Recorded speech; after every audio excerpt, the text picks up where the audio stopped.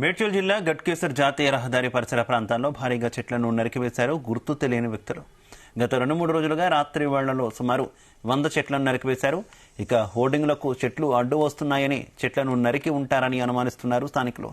ECIL cross road నుంచి వరంగల్ వైపు వెళ్లే బస్టాప్ పక్కన సర్వీస్ రోడ్డు ఆనుకుని ఉన్న భవనాలపై ఏర్పాటు చేసుకున్న హోర్డింగు కనిపించడం కోసం ఈ దారుణానికి ఒడిగట్టి ఉంటారని అనుమానం వ్యక్తం చేస్తున్నారు. పచ్చని చెట్లతో కళకళలాడుతున్న పట్టణం ప్రస్తుతం నేలపై కొమ్మలతో కనిపిస్తుంది. రాష్ట్ర ప్రభుత్వం ఓవైపు పర్యావరణం పరిరక్షణ కోసం వన మహోత్సవ కార్యక్రమాలు చేపడుతుంటే వ్యాపారులు తమ వాణిజ్య ప్రకటన వ్యాపారాల కోసం చెట్లను నరకడంపై ప్రజలు ఆగ్రహం వ్యక్తం చేస్తున్నారు. చెట్లను నరికిన వారిని గుర్తించి జాతీయ రహదారులు, అటవీ శాఖ, మున్సిపల్ శాఖ, పోలీసు అధికారులు వెంటనే చర్యలు చేపట్టాలని ప్రజలు కోరుతున్నారు.